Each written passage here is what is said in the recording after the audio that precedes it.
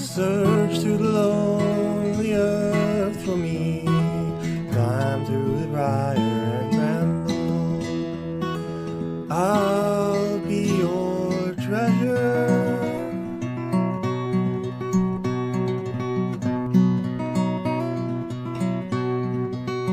I felt the touch of the king. Good evening, Adrian. Hello, Dave. How are you? Hold on. That's better. I'm flummoxed and all over the place. How are you? I'm all right. I was ill, and I'm getting over it. So if I start coughing and sneezing, it's just COVID. No, it's not. It's not. I tested. But well done to you for running the show entirely yourself tonight. Yes, Mr. and Mrs. Higgins are on a well-deserved holiday. And he's asked me to do it myself tonight, and I've been struggling for the past few hours to actually understand what to do. So at least we've got this far. Yeah, it's all going smooth, Dave. And we've got the guests in the background. Everything seems to be. I know you're being silly, Adrian. And I haven't been drinking. Guess what? What? I got a new detector. I heard on the grapevine. Yeah, interesting. Good choice, I think. Very good choice. And you got a really good deal. I've got an exceptional deal. What have I been moaning about for so long? What did I want? Well, it'd be interesting if people can guess. Yes, let's see in the chat if anybody can guess, apart from Tony Kaywood, who knows what metal detector I have just bought. And it's not new. It's not new. And how can I explain it? It has a Goliath coil and it has a sniper coil. And it's a very, very big brand. Nobody's got it yet. No, it's not an ORX. Not an ORX. I'll let them know it's an X-Terra 705, which I've been moaning about for ages, getting rid of mine and loving the machine and knowing how to use it. So I've given up and gone back to the brand. So there you go. Anyway, we've got some fantastic guests lined up for you tonight. I've been in communication with Jonathan from the team for a good few years now. I don't know what I'm doing again now. And they're kindly awake at 4 a.m. their time. Stupid o'clock. Stupid o'clock. So they may look a bit tired and bewildered, but they've kindly... Much like us. Yeah. They kindly got up at 4 a.m. They have. So without further ado, we will bring in Jonathan, Robert and Josh from Japan Treasure Hunters. Let me see if I do it right. I've done it right. I've even done it right again. Good evening, gentlemen. Good morning, gentlemen. Good evening. Morning. It's all good. Morning. You all look a bit... Robert looks the tidiest, and I think Jonathan next, and Josh looks like he's had lots of coffee already. For me, it's a bit of the lighting here, I think. Not enough yet, unfortunately. And Robert will be whispering because he can only go to one part of the house where Mrs. Robert won't be woken up. I hope she knows you're on the show and you're not in the bathroom talking to yourself. Straight overhead. So. Why is Robert in the bathroom talking to himself? Anyway, gentlemen, again, I'll let you, Jonathan, start off by introducing yourself and the Japan Treasure Hunters YouTube channel. Then I'll come to Josh and Robert. Who's gone? He's gone. Robert's disappeared. So Robert must have lost connection. Hopefully he'll be back in a minute because I can actually see what's going on. So I'll come to you first, Jonathan. Tell us a little bit about yourself and how the Japan Treasure Hunters came about. Because I'm very, very interested in how 3 American chaps are in Japan. Yeah. So I'm Jonathan Lucas. We've been doing Japan Treasure Hunters for almost 4 years. It'll be 4 years in July. And it actually started out, I had the privilege to go out to Iwo Jima for work a few times. And I was authorized to metal detect in places that had already been excavated. So I was like, you know what? Everybody's got a YouTube channel. Why not try it out? And that's how we started. Was off that. And then Josh has been here with us the whole time. Actually, since he was the camera. He was the first cameraman. And then we just go out and about in Japan. We don't really like to hit the beaches because that's what everybody can do. So we like to go up into the mountains and hike these hard trails. And find historical items. So that's what we like to do. Well, some of the locations that we've seen ourselves in the UK that you visited, temples, shrines, tunnels, caves, fascinating, castles even, absolutely fascinating. Yeah, one of the things we don't do is we don't metal detect around shrines. That's like an off limits. That's just more of a sightseeing type part of the video. But obviously, me personally, Adrian, we've not been to Japan. We don't get to see that, so right. We definitely appreciate that side of things. Sorry.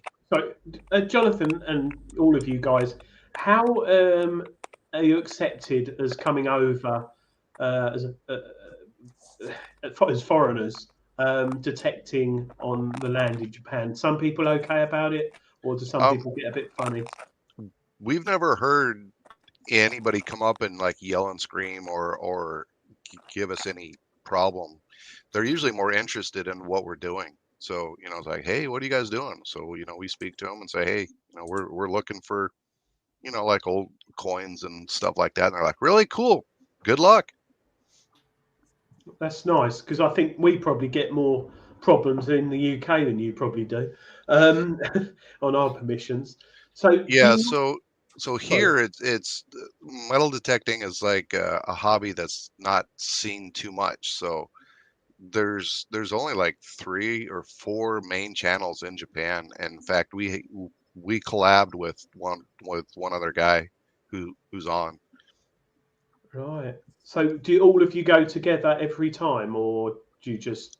We try to. It must be quite expensive. No, it's not so bad. I mean, No. like with Josh, sometimes he can't go because of school or work, and then Robert's got work, or maybe if Robert, we can see Robert here, but yeah. I think he's in the bar. Lights have gone out. Josh, tell us about yourself. How did you come to be metal detecting in Japan? Well,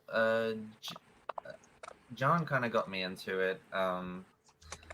Originally, we did cosplay together. We both dressed up for Star Wars events and stuff here in Japan. And then John came to me, and I started doing camera work for him initially on Japan Treasure Hunters way back when, and just kind of got from there, I guess. Well, certainly one of our regular viewers, Aaron Weedle, he'll love you, and Lance Goolsby as well. Big Star Wars fans, big Star Wars cosplayers as well. Robert, can you hear us? I can hear you, but my Wi-Fi is getting a little choppy here. No worries. So I just tried moving so I'm in the dark. So, Robert, how did you get into metal detecting in Japan?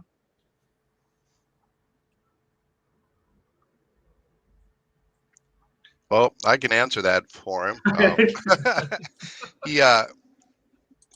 I talked to him a while ago about it, and he's kind of like, yeah, if I got time, this and that, and then so just one weekend, we all went up into the mountains, and his first time ever touching a metal detector, first time ever, he stumbles across that samurai sword. Wow. So he's peaked. He's done. I mean, what more could you want off a bucket list, right? Yeah. Oh, there he is. There he is. He's back again. Sorry, yeah. You started asking a question, and then my Wi-Fi cut out. So we're just asking how you got into metal detecting. Actually, again, like Josh, through the Star Wars stuff, that's where I knew Jonathan, and that's where he pulled me in from. We had one of the events, and I think I was in full Darth Maul makeup and stuff. So Jonathan pulled me in and said, "Hey, you want to come detecting with us?" I'm like, "Sure."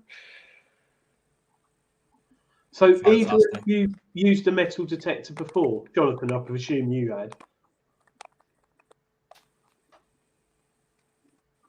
No, Jonathan's equipment was the first I used.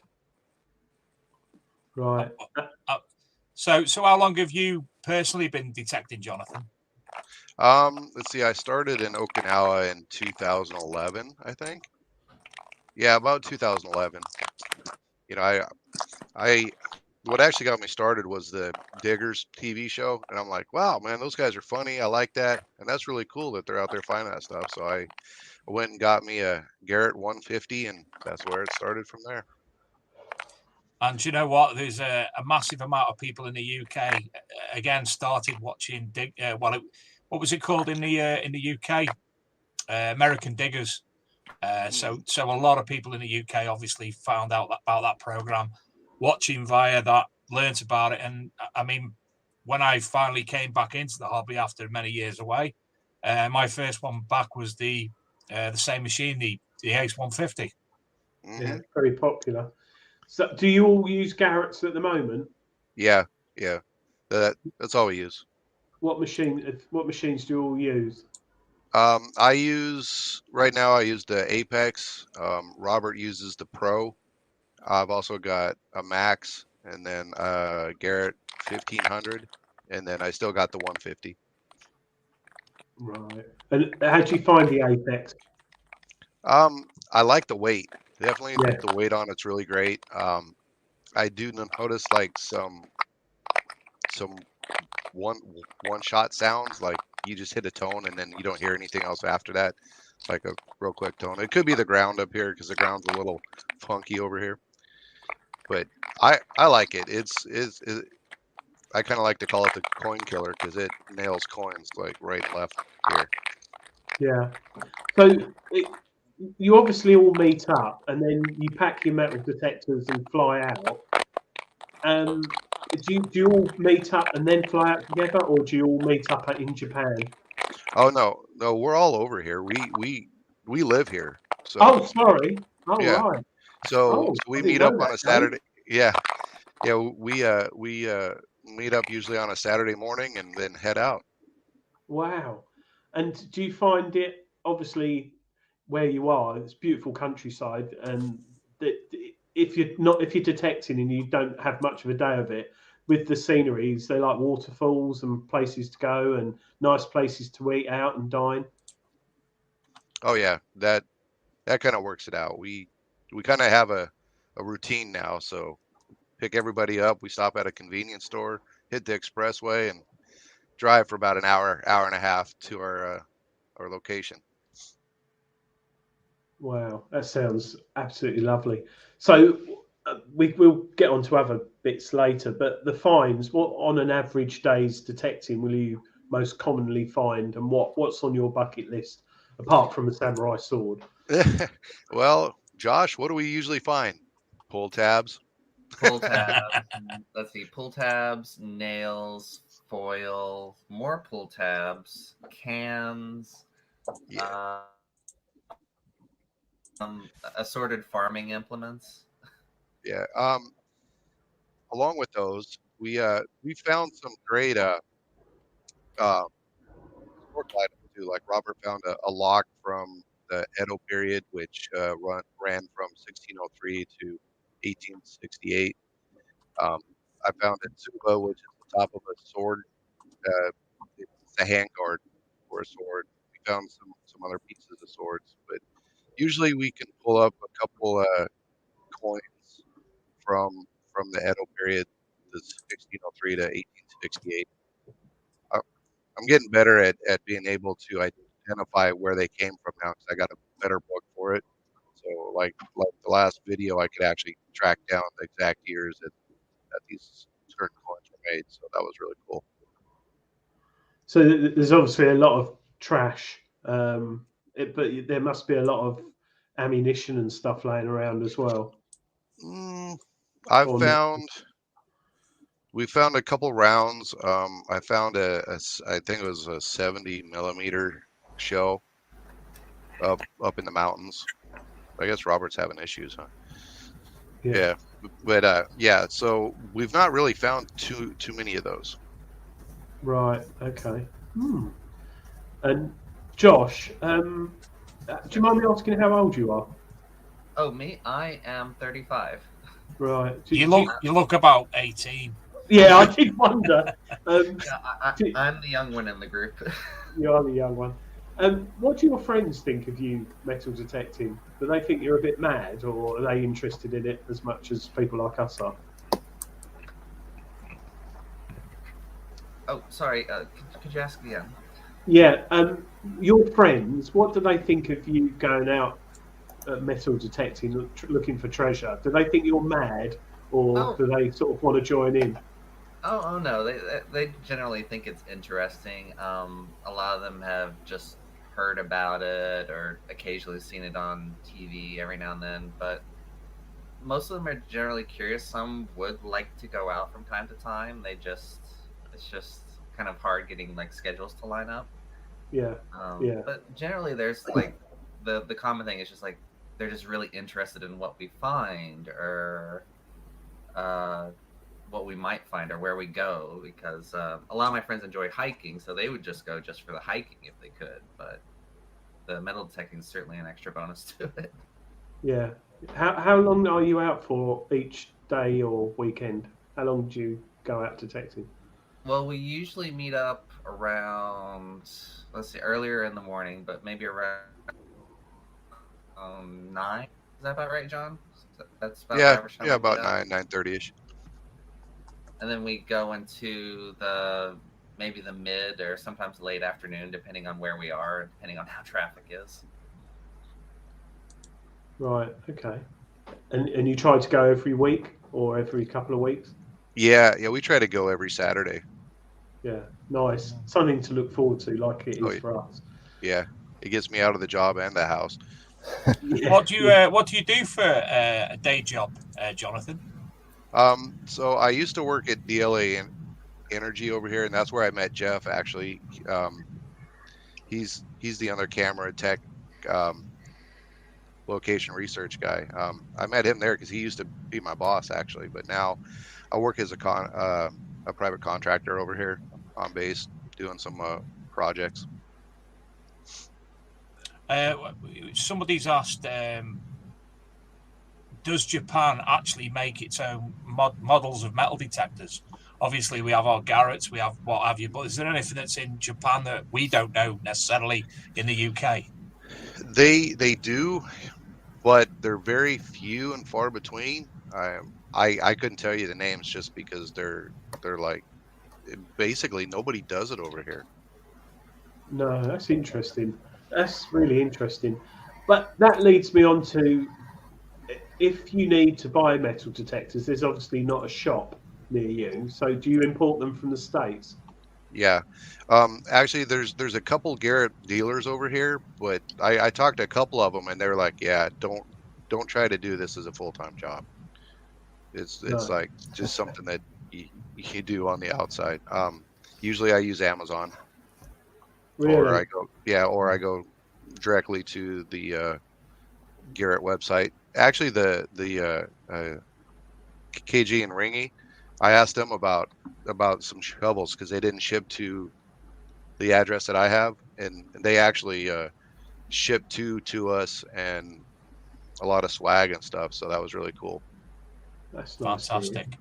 Robert, I'll ask you next if it's okay, because Sure. we've got you on audio because obviously you've switched to your computer and you've not got a vision. Yeah, I don't have a camera on my computer, and I'm sitting in the dark anyway. So all you're going to see is this blackness. I am the Shadow Man. What's your day job there, Robert? Actually, my day job, I'm quitting. I've got 4 days. I've got 4 days left here, and then I'm going to be joining John at his company. I'm going to be doing the contracting stuff as well. So marvelous. And what about yourself, Josh? I'm not sure if you heard that, but I can answer for him. Josh, what's your day job? Oh, me? I'm a high school teacher in Tokyo. I work for the Board of Education. So you must be pretty fluent in the language as well. Not as much as I'd like. No, John's actually quite a bit better at Japanese than I am. But because I'm an English teacher, I'm able to get by a lot better, I think. As far as Japanese levels, like I think all of us are pretty good with like a conversational level, but you know, bring us to a doctor's office or something where you need to start using technical Japanese and I know I'm lost. Yeah, I'm lost with English doing that. Don't worry. So, with regard to detecting, how do you go about getting permission to go on the land you detect on? Because, like you said, the language barrier must be a bit complicated. So, Yeah, actually, Japan is kind of weird because they have properties, right? And of course, you're supposed to get permission to go on properties. But since we go up into the mountains, we usually hit the trails. And according to the police, the trails are fair game. So that's what we do. Now, with that being said, if you find stuff like what Robert did, that has to go to the police. Basically, if you find anything on top of the ground, it's supposed to go to the police. And then if you find anything under the ground, you can do whatever with it you want.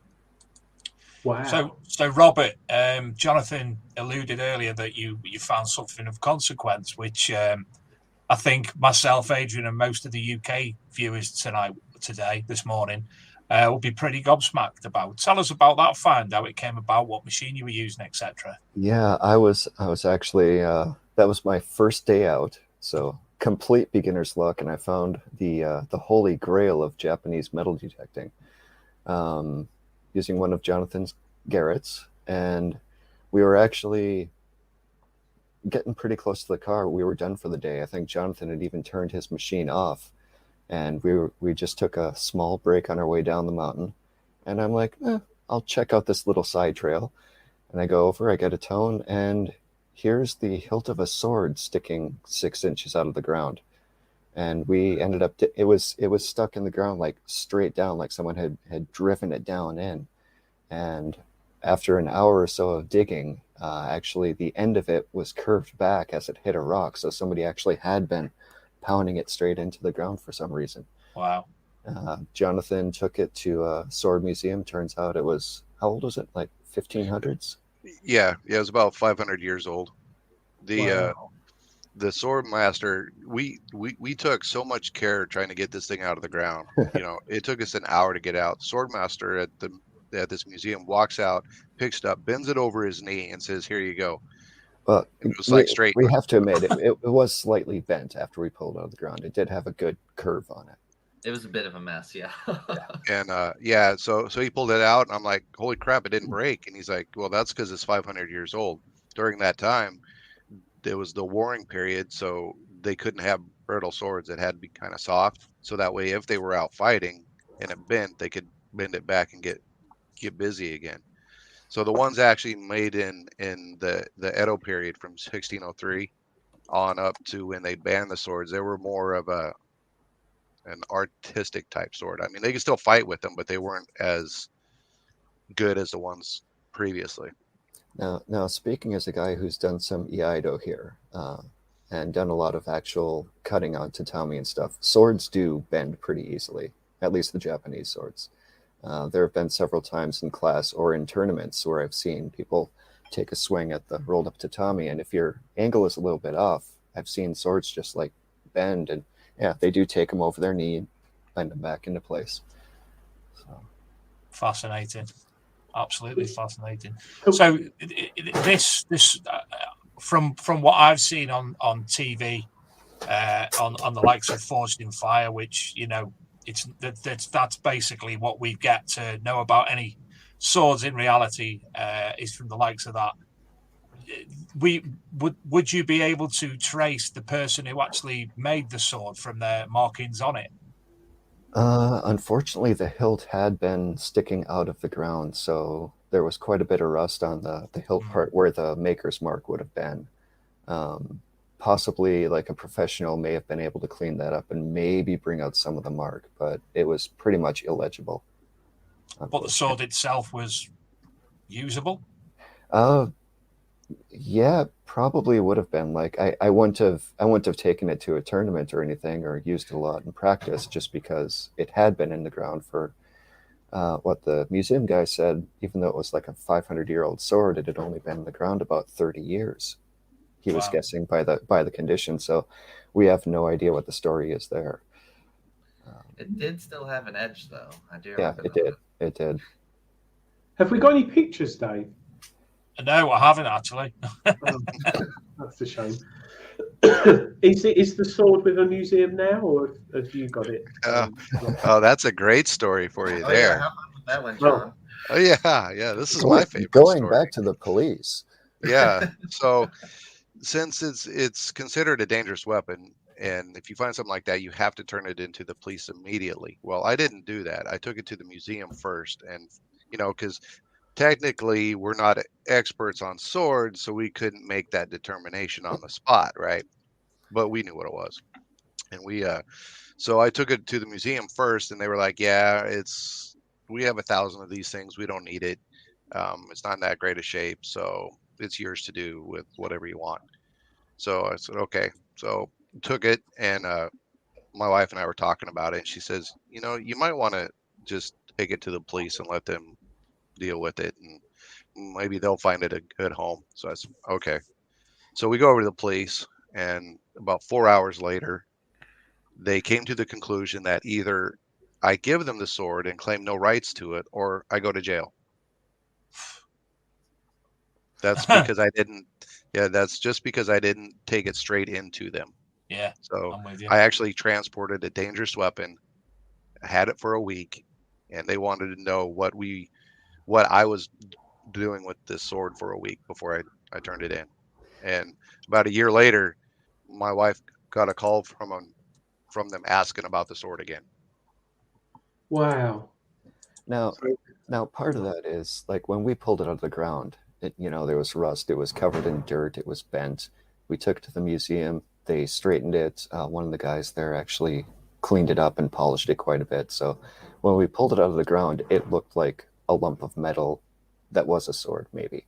And when John took it to the police, it had been cleaned, it had polished, it was obviously, in much better shape and stuff. So that may have had something to do with it too. I think I'm able to bear with me. I think I'm able to have a look at this. Let's just see.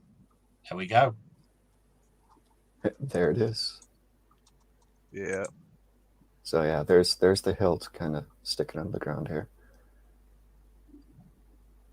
And yeah, I'm pointing out the hole where the actual hilt would have been attached on the end of the blade.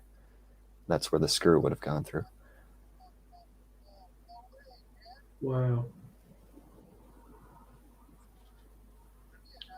500 years old.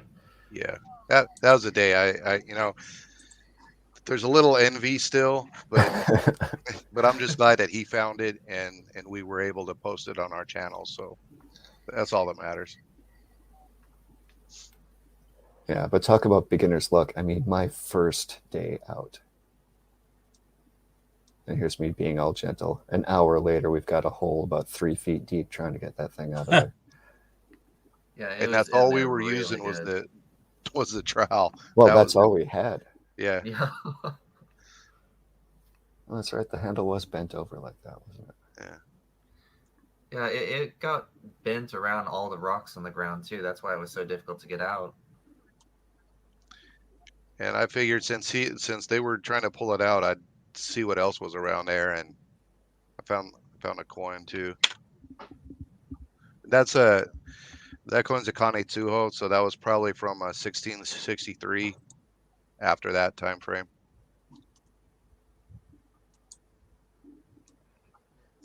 I'm learning as I go, so I apologise. I've just turned the sound down on it a bit so we can actually hear you speak over it as well. So we can talk over it. Okay.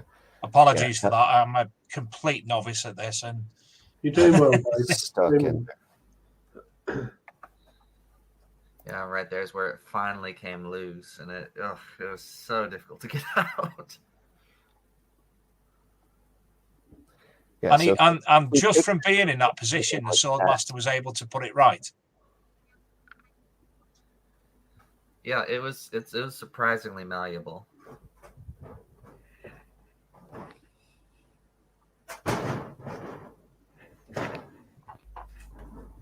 Yeah, very bent.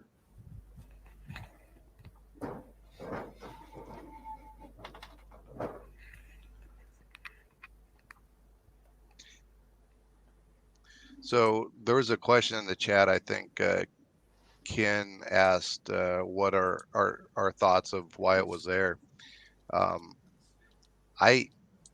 I could. It looks like somebody actually took it out there, and maybe some kid was mad at his dad or something, and said, "You know what? Let me take your prized possession and pound it into the ground."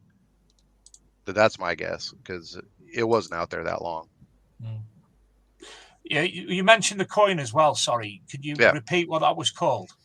Yeah, that's called a kane tsuho, and basically it's a one mon. So it's like it took 4,000 mon to make 1 yen, and we all know that yen's about 1 penny in American money, about ish. So yeah, just that coin, it'd take 4,000 of those to make 1 yen. Which is why when we see these massive vessels full of coins that are found, they're probably that type of coin, and they obviously are low grade money. So one of the questions from Adventures in Dirty says, how do you determine the age of the coins, the likes of that coin? Okay, so that coin, there's a, with all the little designs on it, you can track down exactly where it was made and about the time frame it was made. So there's 4 kanjis on it. The one on the left, that's the first one I look at, because if the legs are closed together, it was made between 1626 and 1663, and then if the legs are open like that, then it's after that, and then from there you got to find the right other kanjis, and it's a lot of work to try and track down the years. I could well imagine. Is there any coins that are silver or gold? Yes, there are, and those we have not found yet. Right. Okay. You guys will definitely know when we do. That's for sure. Oh yeah. Those are definitely bucket list items. Well, it's on John's bucket list, so I'm probably going to find it first. Yeah, he probably will. And you're allowed to keep those. If you find those under the ground, you're allowed to keep those. Yeah. However, we would still probably turn it into the police, just a CYA type thing. You'd probably get arrested for money laundering. Yeah, probably they would come up with some excuse. Yeah. But after a year, if nobody claims it, then it's yours. Oh, wow. So you mentioned as well, and obviously we've seen one of your videos regarding Iwo Jima, where there was a Second World War battle there. Tell us about your time there. So, unfortunately, I couldn't have the rest of the guys there. I had to go out there for work, and basically, I got permission. So what I did was I went to the places that were already excavated, and the Japanese said that I could metal detect there. So that's what we did, or that's what I did. And everything that we found, it stayed on the island. It didn't go anywhere. Actually, they've got a little museum out there, and so I give it to them, and they did what they wanted to do with it. So what finds did you discover there? I think the coolest thing for me was a 1942 quarter, but everything else was just like shell casings and stuff that you would expect to find on a World War II battlefield, especially the ones that were actually excavated and all that. So I mean, I wasn't going out there specifically to metal detect. It was for work first, and then I had like an hour a day or so that I could do that. So given the history of the location, could you feel that history? Was it obvious that things have taken place there in the past? Yeah, as soon as you get out there, you smell sulfur, because that's what Iwo means. It means sulfur. So basically, Sulfur Island. And for me, I think the most important part, because I'm ex-military too, I'm retired, was just the thought of what went on at that time. Like, I believe February 19th was the attack date, or the invasion date, and standing up there on Mount Suribachi, looking out across the ocean, trying to picture 800 ships being out there, and it was just it's kind of, I don't know, awe-inspiring, I guess. I got to stay out there. I think the longest stint was 2 weeks I was out there, and then it's amazing. I was impressed on the videos where you're actually going into like the cave systems and stuff that were excavated there. I thought that was pretty neat. Wow. Oh yeah. Yeah, the caves are insane. The Japanese actually lived in the caves when they were preparing for the battle. The only time they would come outside was at night, and it actually kind of frustrated the United States because they would pound it with bombs all day long, and then at night the Japanese would come out and repair everything that they broke or that they blew up, and then the next day everything's fixed, and the U.S. is like, wait a minute, that's not what happened. We destroyed this whole thing. So yeah, and some of the caves, there was one, it's called the sauna cave. It's a 60 degrees Celsius on a normal day in this cave, and they dug this thing out. Wow. So, is there any? Obviously, that was an American and Japanese battle. Did you get the feeling that they treated you any different because of the history, or is it all forgotten about and the Japanese people are just nice? I believe a lot of they're nice. I think it's like anywhere else you go, like the older generation still has a little bit of animosity towards each other, I guess. But for the general part, I don't feel anything like that over here at all. What about you guys? What about you, Robert? I don't know. I mean, I don't want to get too deep into this. I wouldn't say I've had any leftover animosity from the World War II era. I've had other examples of racism or xenophobia, but I'd say it's pretty mild compared to what some of my friends get in other places and such. Yeah. Yeah, bit like us in Germany, Dave. Absolutely, yeah. So, Josh, I'm going to come over to you. I'm going to put you on the big screen. There you go. Because I've taught myself how to do it more or less properly now. While you've been metal detecting, what would you say would be the best thing that you've found up to now? Best thing that I've found, maybe in terms of practical terms, I guess probably a 500 yen coin. So nothing particularly special. It's just a coin and fairly modern at that. But it's still nice to find just a small spill of coins. I usually find weird stuff, like stuff that wouldn't come up on the detector.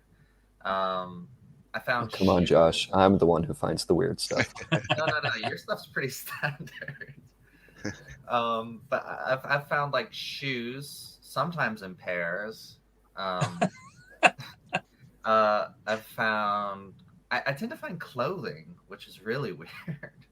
Do you still have that dress? No. He's got it on. That was the first thing I found was John and I. Where were we, John? When we found that dress. Yeah, that was I think that was season 2, episode 1, I think, and that was up that one castle that was like, or the it was supposed to be like ruins, but it was just like a big flat area, and it was yeah. We've kind of noticed here that if the places that we're going to are easy to get to, it's just trashy, and that's what it was. Lots of pull tabs. Yeah. Was the dress in the ground, or was it above? Is the what? Was the dress actually buried? It was mostly buried. Yeah, I think I'd probably picked up just some scraps of maybe whatever outbuilding used to be there, maybe an old shed or something that rusted away to practically nothing. I think I was getting bits of that, and then as I was digging down, I just happened across this fabric, and of course that gives you a little bit of like worry. It's like, oh well, why is there a piece of human clothing like buried here? But it ended up probably just being dumped there at some point, just maybe 30, 40 years ago. Forgotten about. We have some big events in the UK. We've got the Rodney Cook Memorial Rally and Detectival coming up next month, which probably about 700 to 1,000 people at each. And we had the Spring Detectival in June. And myself and Adrian were there with the magazine and such like. And I actually found Adrian's dress, which he left. Well, that's the thing. rubber doesn't perish as much, Dave. So no, it doesn't. Probably why. Yeah, and it also stretches. I've found. Yeah. I must ask, Josh, what have you got in the cage behind you? Oh, well, there's actually 3 cages behind me. The one over this shoulder here, that's the Not cat. children, is it? It's not the woman whose dress it was it? Sorry. Let's see. I've got a cat. She's out and about here somewhere. Behind that's ferrets, and then over here there's a taller cage under the air conditioner. That's a chinchilla. Oh, wow. I've got a question regarding your animals. It's going to sound peculiar, but it's not as peculiar as we would normally go. Do the animals respond to Japanese or English being in Japan? See where I'm going with this? It's a weird one. Mine just seem to respond to whatever you're speaking at them. So they seem to know their names, at least. The cat just seems to respond to her name and the sound of food. The ferrets they kind of keep to themselves, and then the chinchillas also, minds her own business. So really tough to tell. But all the pets are from Japan, so I'm not really sure. It'd probably be easier to tell if I had a dog. Which I had a dog until fairly recently. She passed away in May at the age of 15. But I'd had her here in Japan the whole time. And as far as like teaching her tricks, about half of them I taught her in Japanese, her command words, about half of them were in English. And the determination on whether I taught her in English or Japanese was, did I know the Japanese word for it at the time I was teaching her? Yeah. So yeah, about half of her words were that she recognized were Japanese. That's interesting. Fascinating. One question I want to ask: you detect obviously in Japan. Have you wanted to detect anywhere else in the world? For me, I actually went home to Idaho because that's where I'm from, and a couple years ago, and I did a little bit there. But I would love to come to Europe. You guys have like an amazing history, so that's kind of what we're in it for. We're not, I mean, yeah, we could go to the beach and find like modern stuff, but anybody can do that. So I like to go out and find the old stuff. Well, we've actually got a guest on next week called Chris Langston, who operates a company called Metal Detecting Holidays. KG and Ringy, big friends of him. They've been over multiple times and been to his sites and holidayed there, as have lots of other Americans. So there's an idea for you in the future. Come over with them. You'll have your sites all lined up there for you anyway. So nice lad as well, Chris, isn't he, Adrian? Yeah, lovely guy, and he takes fantastic photos of finds. Oh, he does. But if ever you come over here, give me and Dave a shout, and we will take you out with us. Well, preferably down south because we've got better finds and better beer. I definitely got better finds. The beer is like dishwater and better up north. No, it's not. We have a north-south divide in England. Yeah. Is that the same for you and Josh and Robert? Where would you like to go detecting, or do you go anywhere else? Robert, you want to go first on that? Well, at this point, I still don't even have my COVID vaccine, so I'm not going anywhere right now. But no, I think like Josh, like hitting some European sites would be cool. Yeah, I don't know. Probably not a whole lot in Minnesota where I grew up. Originally, I'd kind of wanted to go up to Hokkaido, northern Japan, and try it, but then I realized that was settled a lot later, so you're not going to find much in the way of metal stuff. Mm-hmm. So yeah, I think we're actually in a pretty good place in terms of a long history of things to find on these mountain trails, and a good selection of coins that keeps us going. And to be honest, Robert, what tops a samurai sword? Exactly. Yeah. I think I even joked in that video that, yep, okay, I'm done. I'm going to retire. I'm on top of the game. I'm done. Yeah, I think I'm on the here, top of my here I game am with a my- couple of years later, and I've still never topped that sword. I have found a couple. I have found a couple of little like knives and small swords, but nothing quite like the full-on katana. I'm still on. I found an American 1943 dime a couple of weeks ago, so I've still got loads to go yet. Wow, that's still cool though. I mean, yeah. Adventures in Dirt there asked if we've ever detected Hokkaido. I just mentioned Hokkaido a few seconds ago, and we have not detected up there. Hokkaido was settled by the Japanese quite a bit later. It was the Ainu up there earlier, and I don't think they used a lot of metal, so most of their tools were still wood and stone type stuff. So detecting in Hokkaido, I think the latest you're going to find stuff is maybe the 1800s after the Meiji Restoration. So it doesn't go. It's interesting because I've never heard of Hokkaido. Japan is. So Japan it's is a country I don't really know very well, to be honest. Yeah, Japan apart is from made up what's of generally out there. It's made up of several islands, and Hokkaido is like the second largest island in Japan, and it's also the northernmost. So if you look at a map of Japan, there's like that kind of bent star-shaped island up at the top. All of that is Hokkaido. I'm going to Google it. Looks like he's looking it up right now. Absolutely. Yeah, Dave is Googling it. Jonathan, just quickly, you said about looking into the tunnels when you went there, and you went in the tunnels. Is it well preserved as like a sort of museum artifact in Japan, or do they just let people leave it as it is? They pretty much just left it as it is. So there is some like equipment still left down in there, and it's all like corroded and stuff like that. But they're pretty much what it was is what it is now. Right. Oh. So is this Hokkaido? Yep, you can see right in the center of that it says Hokkaido, and then in bigger letters is Sapporo, which is the biggest city up there. Right, I'm with you. So I know all about that now. So if you scroll down a little bit on the map, we can show you where we're at. So you see Tokyo there? We're a little bit west of Tokyo.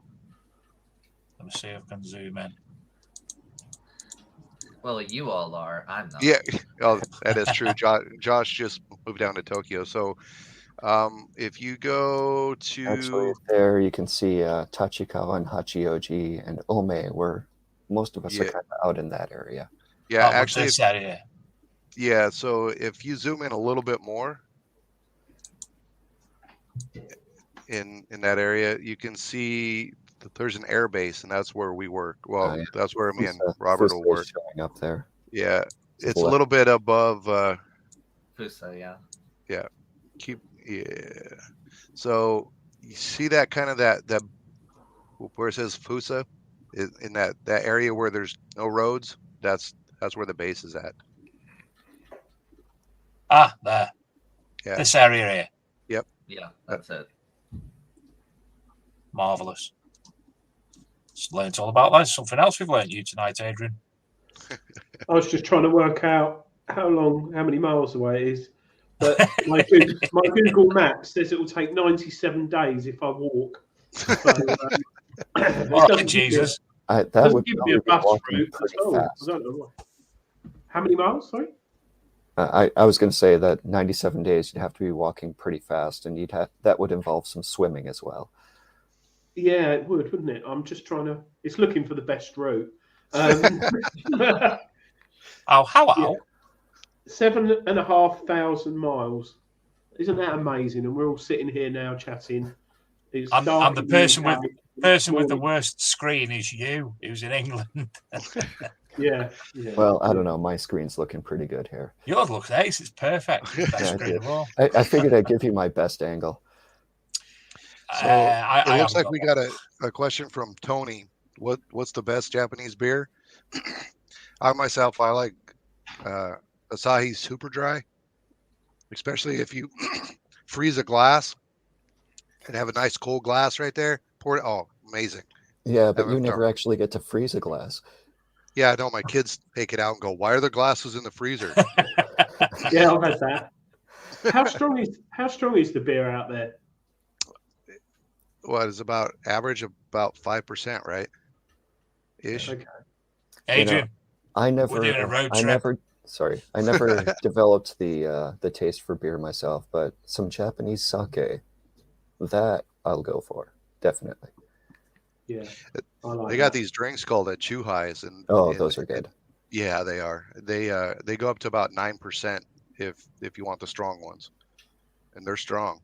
And What's that type of drink? Is it's that chuhai. It's I believe it's Japanese shochu, which I think is potato wine, and then it's mixed with different fruit flavors and such.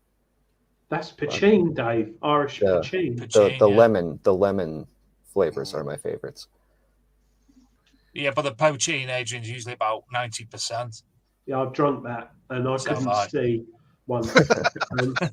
I drank it out of an old lemonade bottle. Someone had illegally brewed it in Ireland. My wife's family live out there, and never again. It was awful. I literally couldn't see, couldn't walk, couldn't talk. And I woke up the next morning and I had a big bump on my head. So I'd obviously collapsed somewhere. But yeah, no, it's nice. It burns your throat though.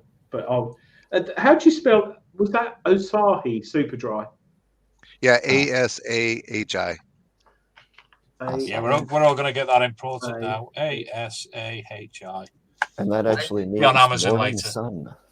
Yeah, I Morning think that's sun. actually pretty easy to get abroad. I know we could get it in the States, at least back where I was from. So, is it a blue label?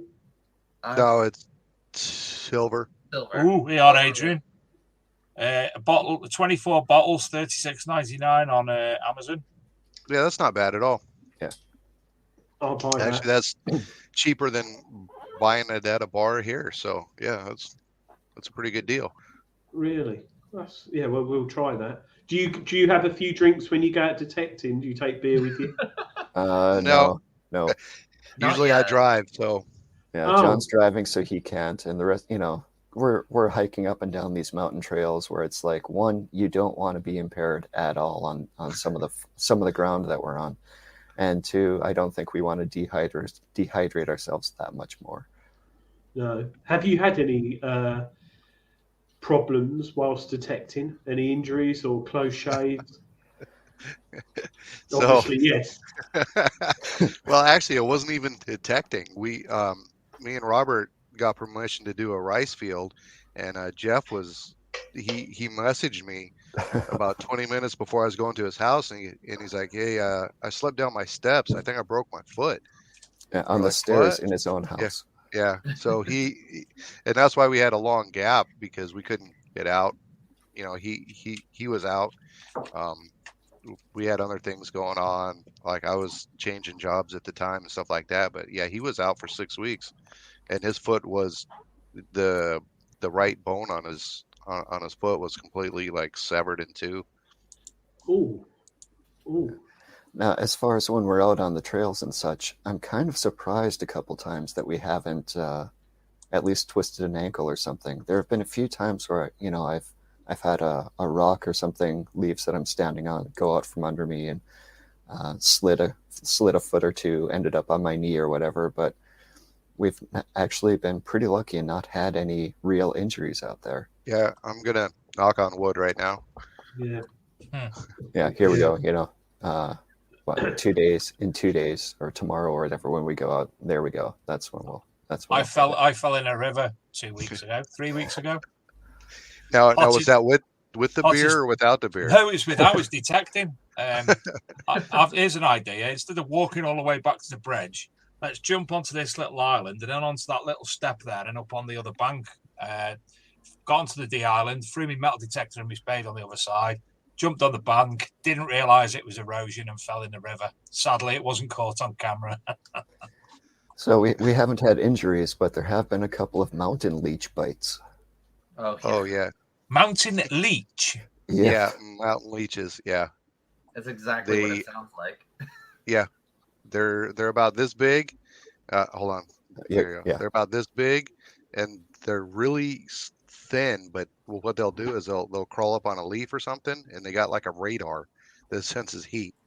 And if you just walk by, they will like grab onto your clothes, and they will go through your clothes.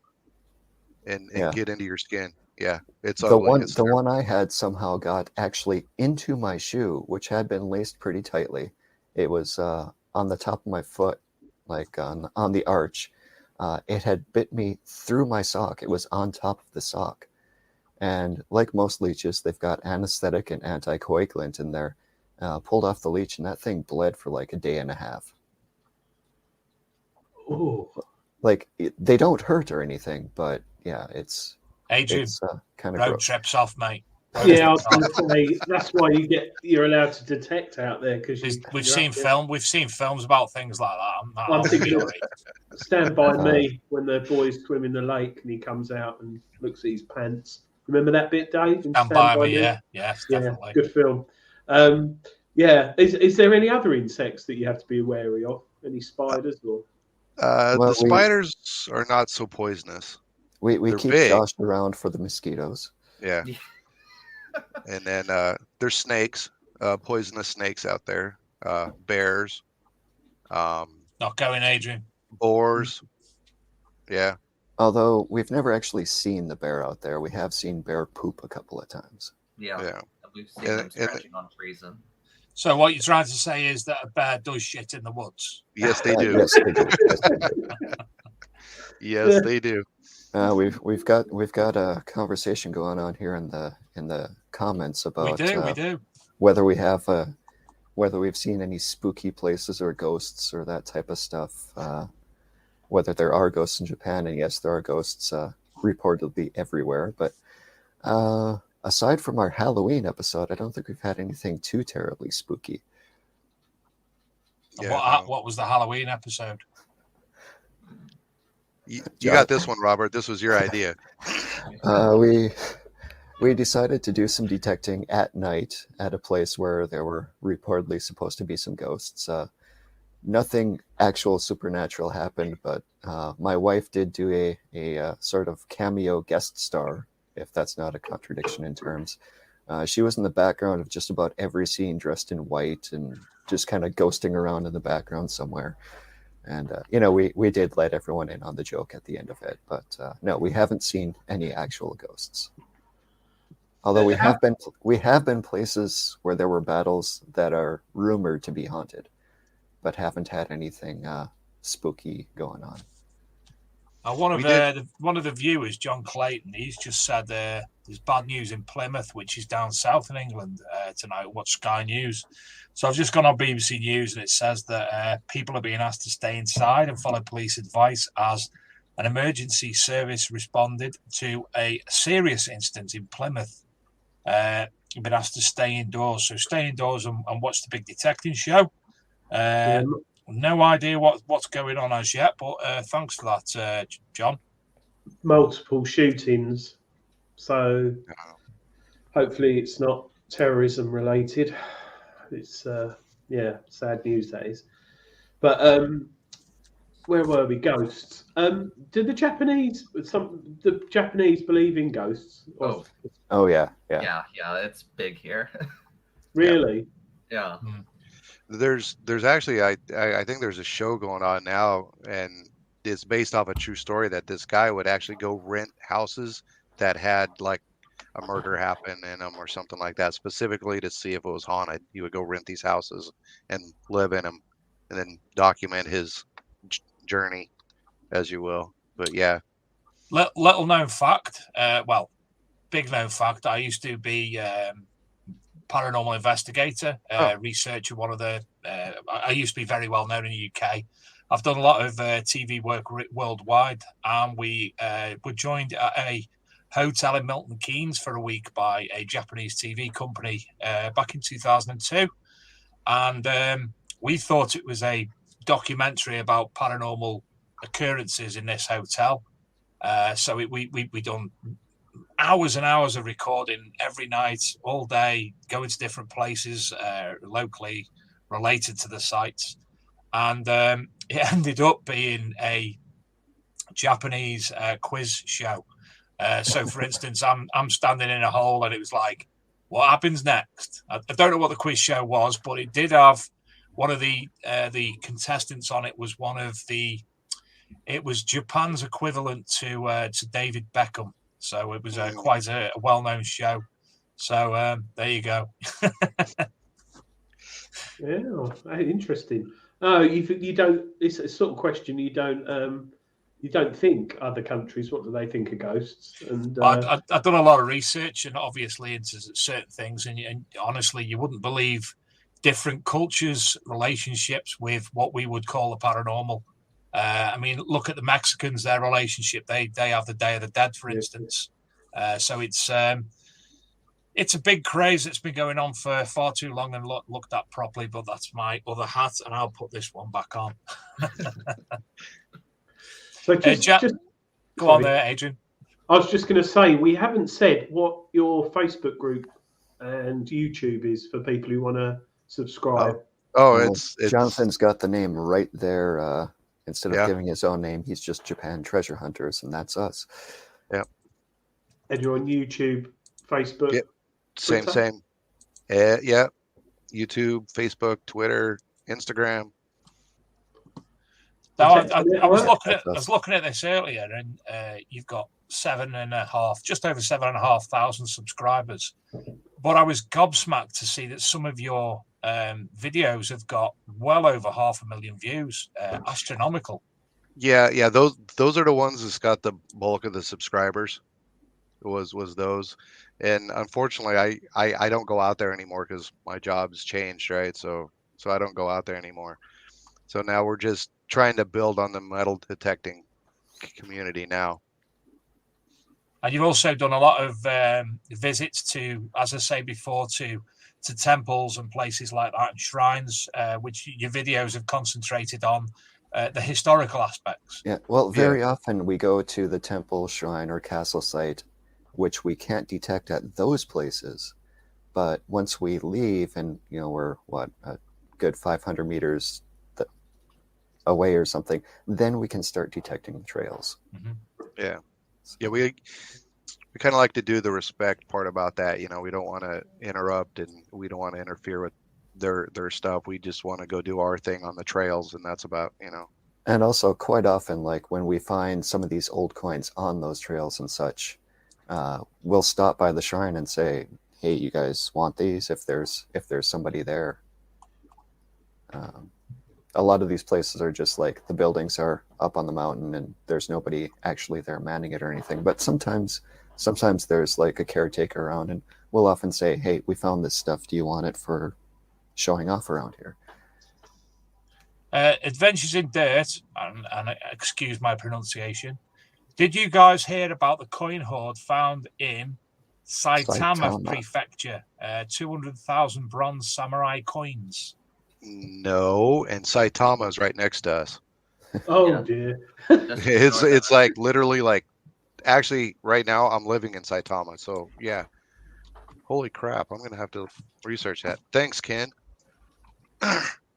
Wow, 200,000. So basically, those bronze coins that he mentioned are the ones that we find all the time. But 200,000. This was in 2018. Looking at the article. If you give me a moment, I'll be able to pull it up if I can remember how to do it again. Hey, and it wasn't us. Yeah. I want to find out who this guy was. He's getting in on our territory, Robert. Actually, I think I remember something about this. It was found like when they were renovating a building. It wasn't found detecting, I believe. Ah. Yeah, archaeology. Oh, bloody! Okay. Go away. So not dissimilar to the coin that you mentioned earlier. Yeah, those actually look like the big Yomon ones, the ones that are worth 4. It says a wood tablet was discovered. Yeah, 260. Yeah. I'm glad you could read that because it was never going to happen with me. So 260,000 coins, and it was buried 2 meters below the ground.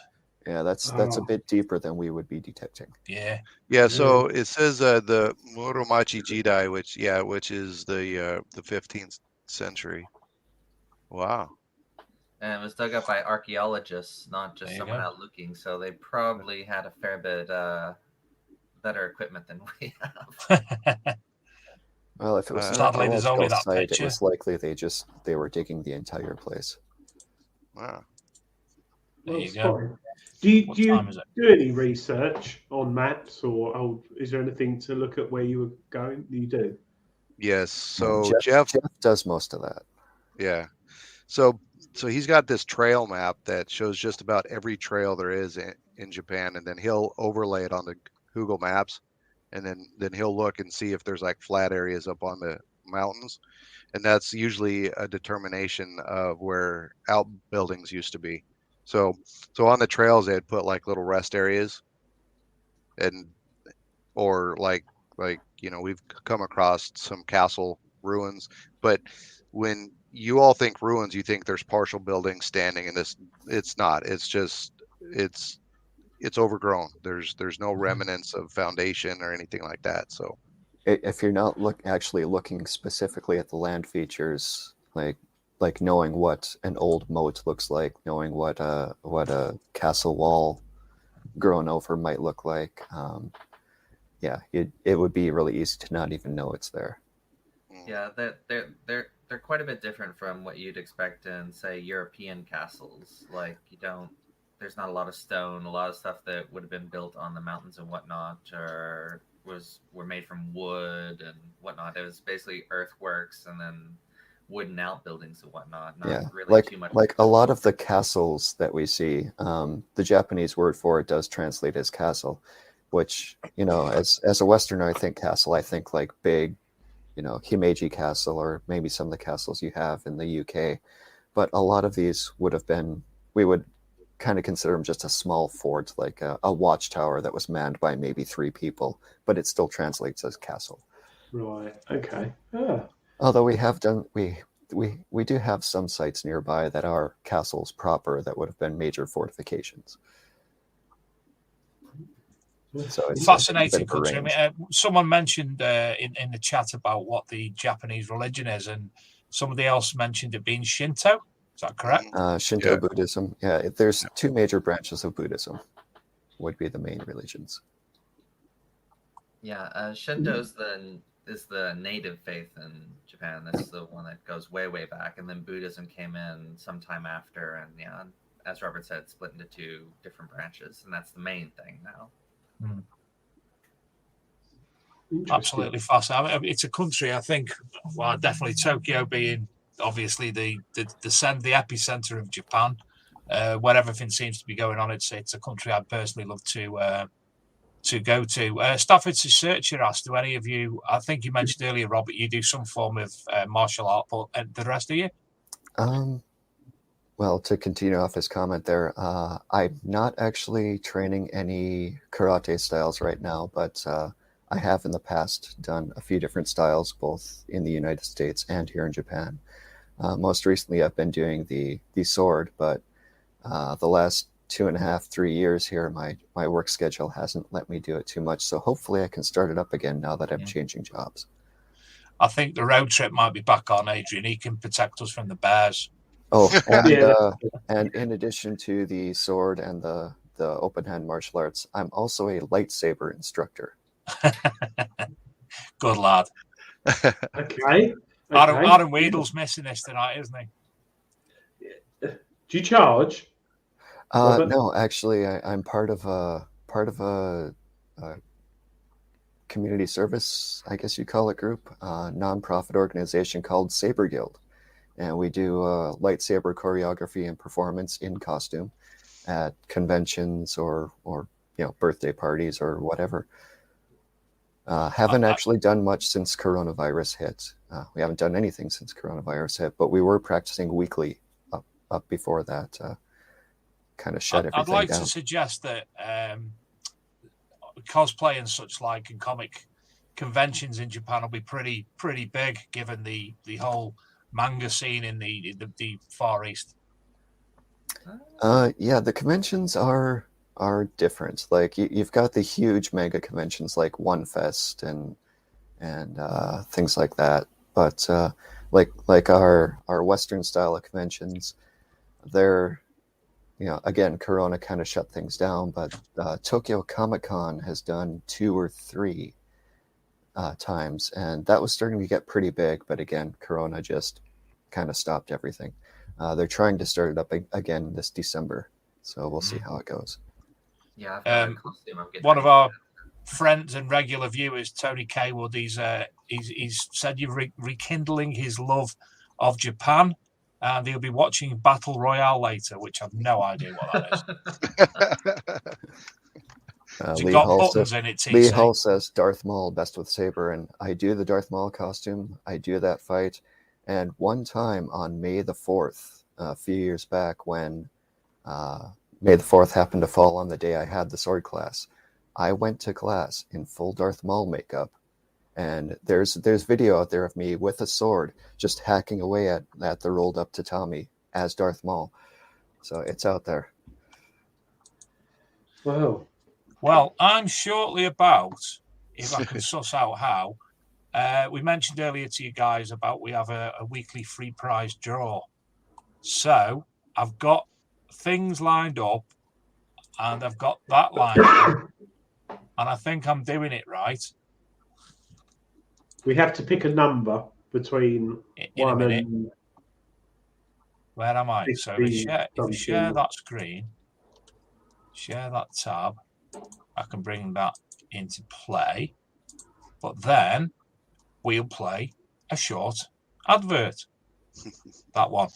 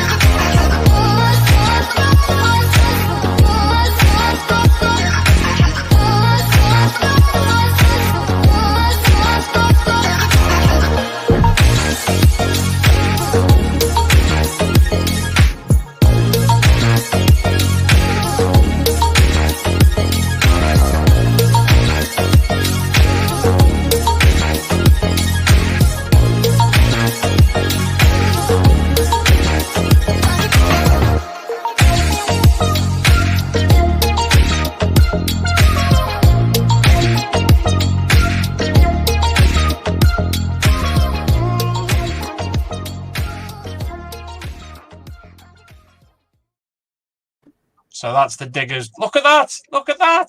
How good was that, Adrian? I got it right. Got to pick a number, Dave. Yes, gentlemen, if you could pick a number between 1 and 32. First prize this week is a reading lamb book. Second prize, a cleaning pencil. And third prize, 5 Diggers Dips token. So, Jonathan, number, please. 12. 32. 12. Josh, number. Robert, number. 3.14 pi. Adrian, 15. 12. Oh, he's had 12. Oh, 11. 13. Unlucky to some. And that is Pink Stuff Tada has won. Ta-da! Reading book. Jonathan, a number again, please. 17. Josh? 32. Robert? Let's go with 5. Adrian? 9. 19.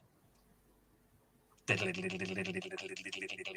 the comments there, Carrie says it's Friday the 13th tomorrow, but that's today for us. Oh, it's a 1 again. Oh, it is Friday. Oh, gosh. I won't go out. We'll stay at home. I'm staying at home. My timber's getting delivered tomorrow. Number 12. George. Nice, easy one. So he's won the cleaning pencil from the Composite Cleaning Pencil. www.cleaningpencil.com. Jonathan, last prize. 7. Josh? 9. Robert? 24. Adrian? 28. 19.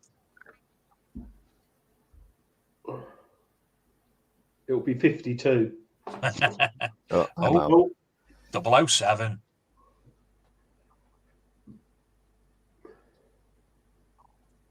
I bet it is 007. Yeah.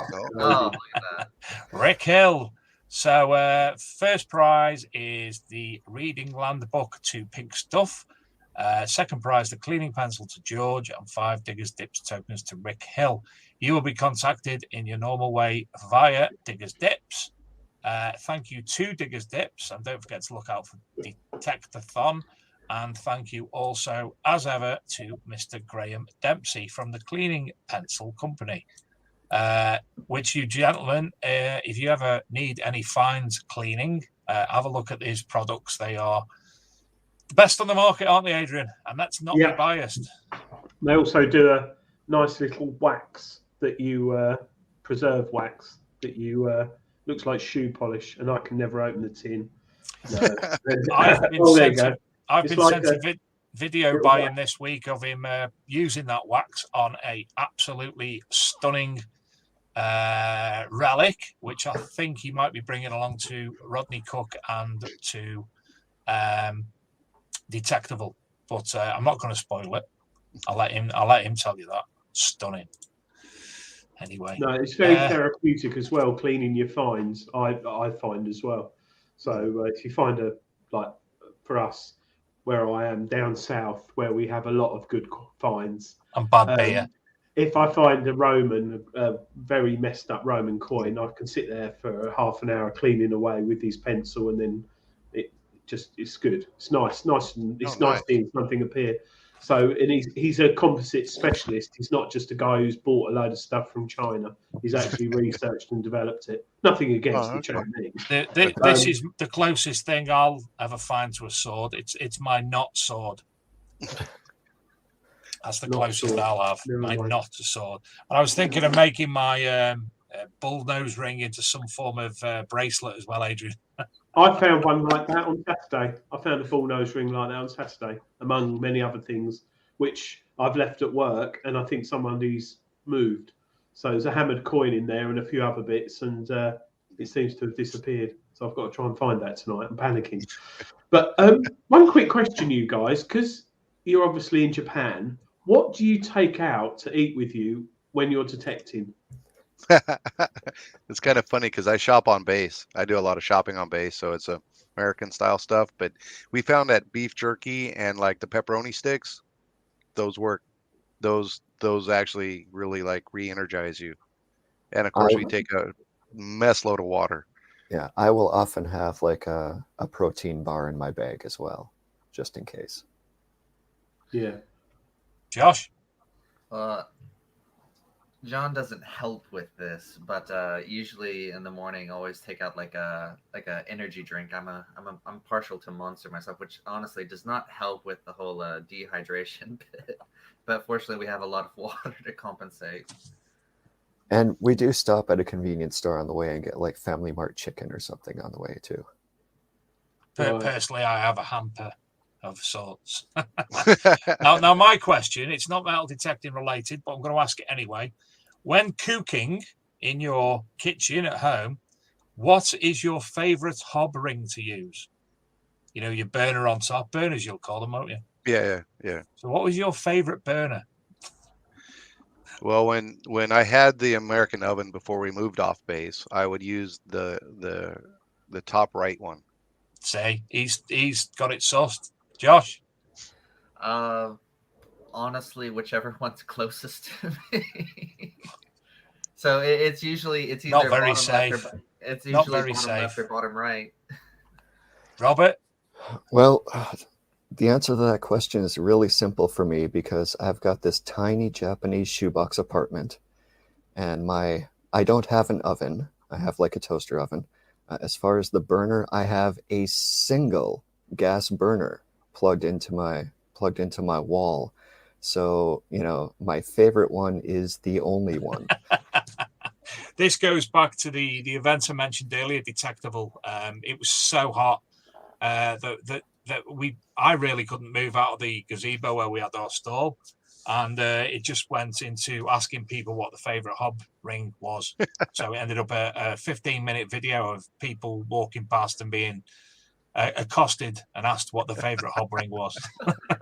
But also it depended electric or gas, didn't it? Dave? Yes, it did. It did. Mine is gas. We found that it should be safety wise. Josh, are you listening? At the back, so you don't walk past it and knock it off or anything. You know what I mean? Oh, fine. So you got it from now on, Josh. You've got to think safety. Safety is paramount. Josh hasn't got children running around because they're in the cage, so he doesn't have to worry about safety. But the cat might knock it off. Oh, that's true. That's true. No, that's a point. She's a big cat too, so. So what's the plans for you guys going forward? Are you looking at any new sort of ideas for your channel, or? Well, since I got extended over here a couple more years, we can kind of work that a little bit more. For past I think right before COVID kicked off, we all kind of collaborated on a movie script, and so we put that together, and it's done well. It's done pretty well at a few film festivals and stuff like that. But now it's kind of plateaued out, so we're still trying to drum up, trying to get that going forward. But as for the channel itself, I don't know. We're every season we try to pick a new theme on the season and try to do something a little bit different, but it always just seems to come back to the same type of videos. So we've been, I myself, I'm not a huge fan on like somebody holding a camera and saying, hey, this is what I found, and pointing the camera down like that. I kind of like the TV show type approach to it. So that's kind of how I like the videos, but yeah, we're always trying to like find a better way to present what we're doing, a better way to showcase what we're doing rather than just hours and hours of video of people digging and occasionally pulling up a pull tab. Yeah. But have you as yet metal detected in Star Wars costume? Not Star Wars, but our second Halloween special, I was out there in full Indiana Jones costume. Good bad. Oh, and Josh, I'm desperate now to see Darth Maul and a couple of stormtroopers. That was the day that Josh saw the snake too. So. Yeah. And he ate snakes. Does on Indy? Yeah. That fit really nicely because snakes. Why does it have to be snakes? Yeah. That's. Yeah. Well, gentlemen, we're more or less ready to wrap up the show. I noticed through Josh's window that you've got Daybreak now. You've actually Tony, whip included. Oh yeah, look at that. And how many hours is it till your show with Ken on Relics Radio? Oh, about 3.5 hours. Yeah, 3.5. So you can go and have 3 hours sleep, get a quick shower, something to eat, and you'll be ready. Yeah. Well, everybody, as I said earlier on, please go over and subscribe to Japan Treasure Hunters on YouTube, and you can always also find them on Facebook as well. Keep up to date with their adventures, and I will call them adventures because going out on the trail in the wild in Japan to me is an adventure. Well, I'd like to say thanks for having us on. It's a pleasure, and it was great fun. Appreciate it very much. Sorry, not to draw things out, but we have mentioned several times that even if we never found anything, just getting out and hiking these trails is more than enough to keep us going. Absolutely. Yeah. Phenomenal. Thank you very much. Great day out with friends. Yeah. Yep. No, thanks for joining us such early time, 4:00 in the morning, I think it was when you started. So really, really appreciate it, don't we, Dave? We do. As do the viewers.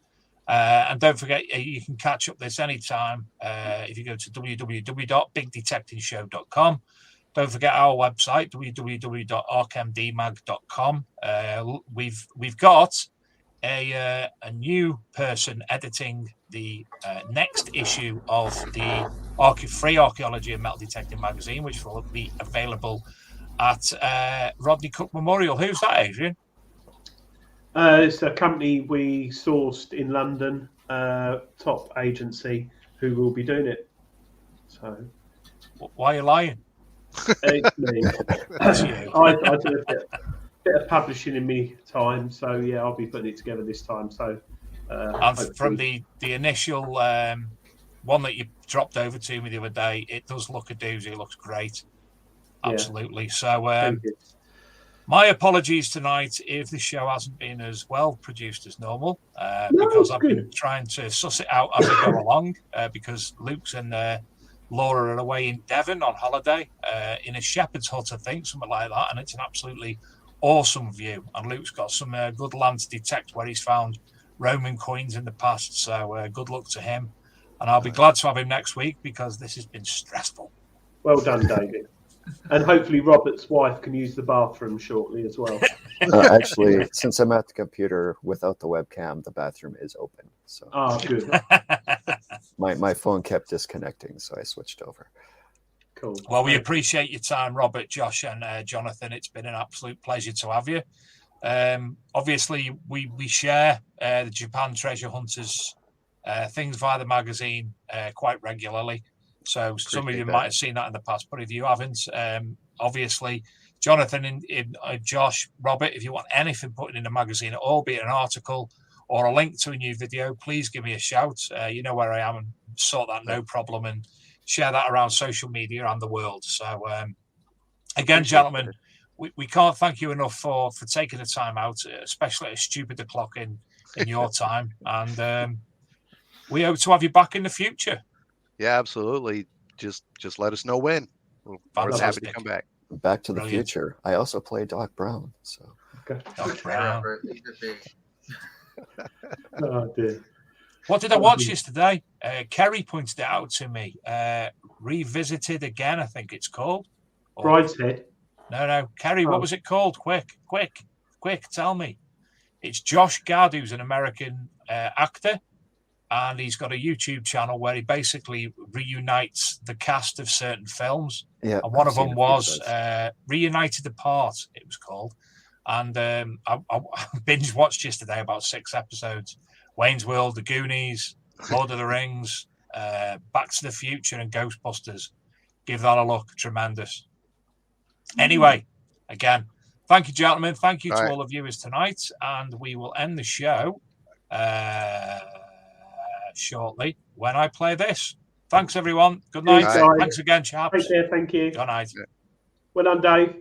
Thank you.